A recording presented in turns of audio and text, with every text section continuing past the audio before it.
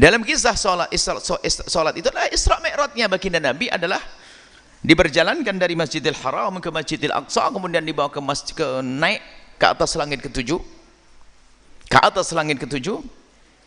sampai mendapatkan wahyu sholat. Dan di saat mendapatkan wahyu sholat ini harus difahami, semua amalan-amalan ibadah yang selama ini kita amalkan, Nabi Muhammad mendapatkan perintah itu semuanya, puasa, haji, semuanya adalah di saat Nabi berada di bumi. Spesial sholat,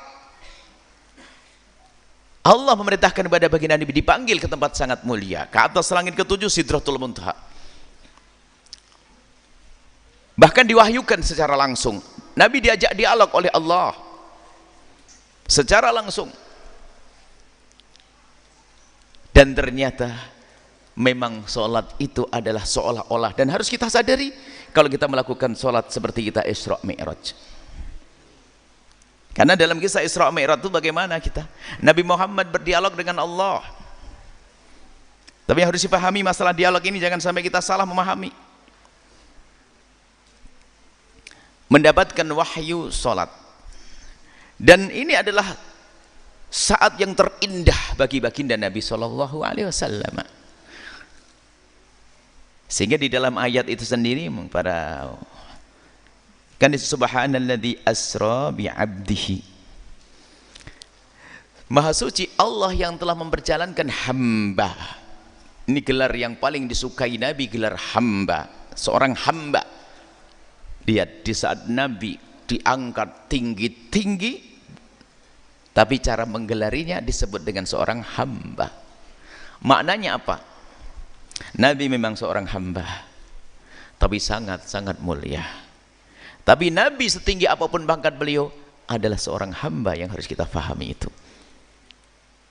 Baik, kemudian diberi wahyu namanya sholat. Dan sholat itu kalau kita perhatikan adalah setiap kali sholat kita memperbaharui, sebab kita tuh sering lupa. Sehingga yang meninggalkan sholat itu akan semakin jauh kepada Allah. Karena apa? Nggak diperbaharui lagi. Sebab di dalam sholat itu kita seolah-olah memang berdialog dengan Allah. Sholat itu adalah sangat spesial kita dengan Allah. Kalau dalam sholat itu kan digambarkan begini loh, kurang lebihnya itu gambarannya tuh Nabi berdialog dengan Allah. Dan dialog itu digambarkan dalam tasyahud kita.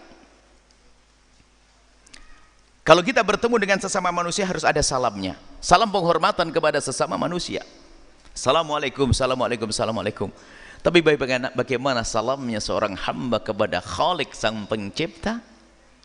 Lalu bagaimana salam kita dengan Allah? Apakah assalamualaikum ya Allah? Masa assalamualaikum ya Allah? Karena Allah adalah assalam. Dalam asmaul husna, assalamul mu'minul muhaiminul aziz, assalam, zat yang memberi keselamatan, assalam.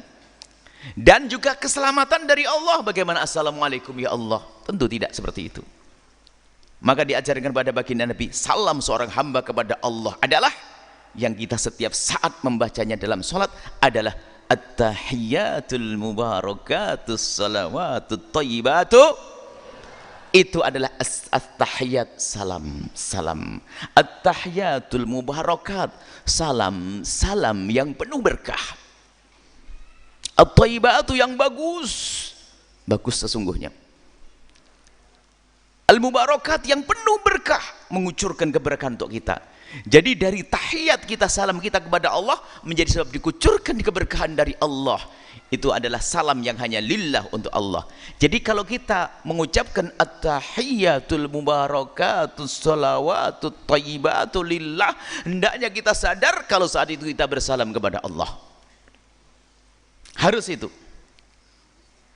Kliknya di situ. Kesadaran bahwa kita lagi dengan Allah. Nah ini, makanya sholat itu mengasah ikatan kita dengan Allah. Maka yang tidak sholat semakin jauh dari Allah. Kemudian dalam tasyahud sendiri, makanya ibadah dengan tasyahud.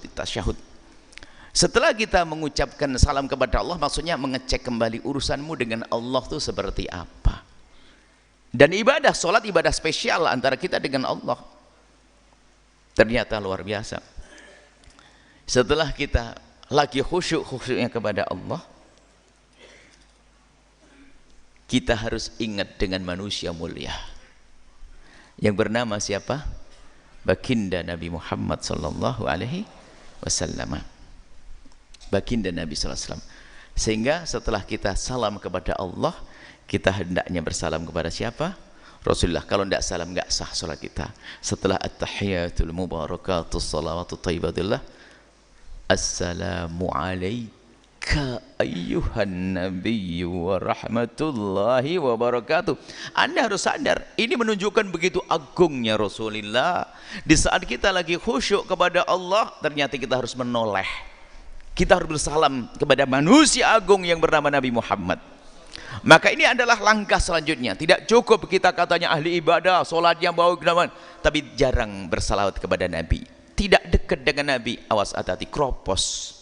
Sehingga disuruh para ulama kita lihat, mendekatkan kepada Nabi, banyak memperbanyak solawat, menjalankan sunnah Nabi. Sehingga acara-acara yang dihadirkan para ulama kita, ada maulid Nabi SAW dan seterusnya, tidak lain adalah memantapkan hati kita dengan Rasulullah, agar di saat kita melakukan solat, lalu kita mengucapkan assalamu alayka. Coba, salamnya pun bukan main-main, bukan pakai kata ganti, salam sejahtera semoga terlimpah kepadanya, enggak. Tapi salamnya adalah seolah-olah kita melihat langsung Nabi, assalamu alayka. Harus Anda sadari di dalam solat Anda.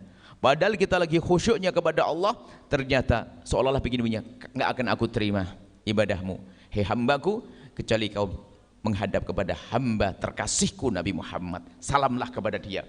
Allah, agungnya Rasulullah.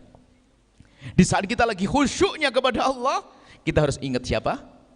Rasulullah. Kita lagi khusyuk kepada Allah, lagi astahiyatul barakat, ternyata kita harus langsung ingat Rasulullah. Kita bersalam kepada baginda Nabi, assalamu alayka ayyuhan nabi wa rahmatullahi wa barakatuh. Salam sejahtera semoga terlimpah kepadamu ya Rasulullah. Seolah-olah kita berhadapan dengan Nabi, dan hendaknya kita merasakan kita berhadapan dengan Nabi, karena Nabi sendiri pernah bersabda, sallu kama ra'aitumuni usolli. Jika engkau lagi solat, hendaknya kau merasakan seolah-olah engkau melihat aku dalam solat. Hadirkan Nabi, khusyuk kita saat itu seperti itu. Seolah kita bersalam kepada baginda Nabi, dan kita harus yakin Nabi menjawab salam kita. Nah, solat itu ya seperti, makanya solat itu, kalau tidak solat itu akan kropos, karena solat itu memperbaharui ikatan kita dengan Allah dan dengan baginda Nabi Muhammad sallallahu alaihi wasallam.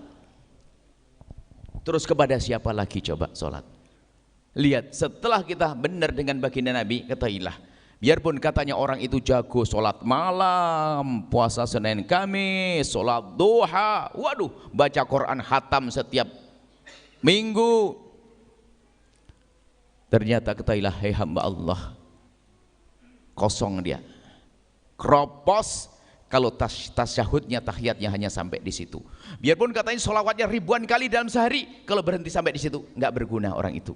Karena dia harus menyempurnakan. Setelah assalamu alayka ayyuhan nabi wa rahmatullahi wabarakatuh, dia harus menjalin hubungan baik kepada sesama. Assalamu alayna wa ala ibadillahis. Oh, urusan dengan tetangga, urusan dengan tetangga, urusan dengan saudara, diundang iblisnya, Abu Jahalnya. Iblisnya diundang ke rumah, dikasih es teh. Nah, enggak, pokoknya kok indah. Selagi ada berita menjadikan hati kita enggak senang, tepis itu, kurang ajar dia. Dan saya melatih, saya enggak percaya kalau ada berita-berita buruk tentang saudara saya. Media, makanya saya enggak mau, semalam saya ngomong dengan teman-teman, saya enggak pernah memperhatikan kalau ada media yang bicarakan kejelekan orang, saya enggak dengar.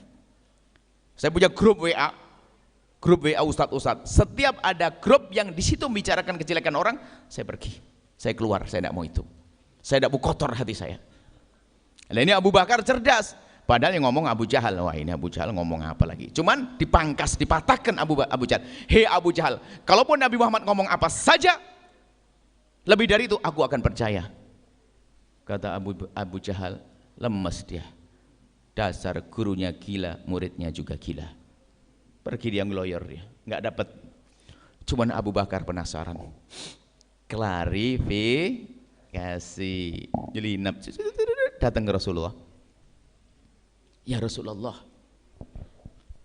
ya Rasulullah, apakah benar engkau berkata bahwa engkau melakukan perjalanan ini dari Masjidil Haram Masjidil Aqsa? Beritanya hanya Masjidil Haram Masjidil Aqsa. Dia yang diberitakan kepada Abu Jahal juga Masjidil Haram Masjidil Aqsa, belum sampai ke atas. Kata Rasulullah, benar Abu Bakar.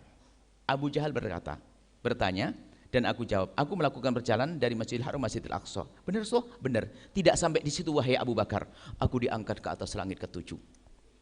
Apa katanya Abu Bakar As-Siddiq? Ya Rasulullah, sekarang karena yang aku dengar dari lisanmu, aku percaya. Bahkan ya Rasulullah, kalau engkau berkata sesuatu yang lebih dari itu, aku akan percaya.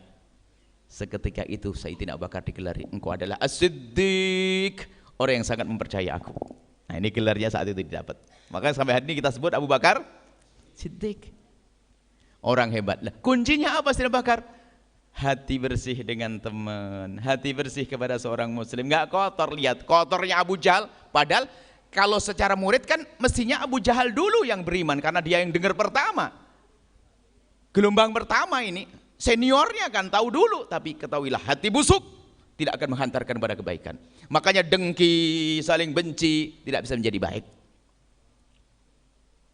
Nah inilah, biarpun yang ngajar siapa? Rasulullah. Abu Jahal itu belajarnya dengan Nabi Muhammad, tapi gak jadi baik karena hatinya kotor, hatinya prasangka buruk, ada lintasan-lintasan tidak baik dengan gurunya.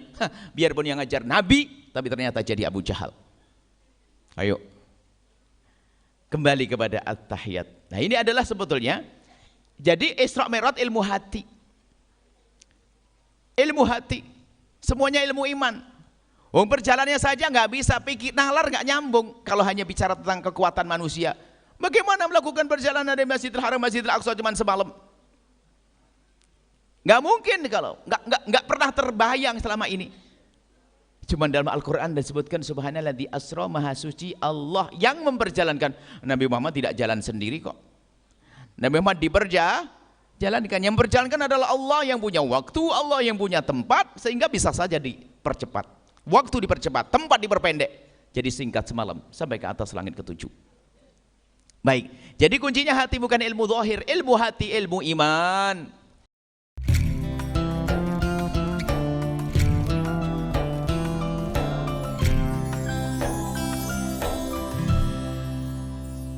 Sahabat Al-Bahjah TV, setelah menyaksikan video ini, jangan lupa bersolawat kepada baginda Nabi Muhammad. Shollu ala Nabi Muhammad. Allahumma sholli alaihi wa ala alihi wa sahbihi.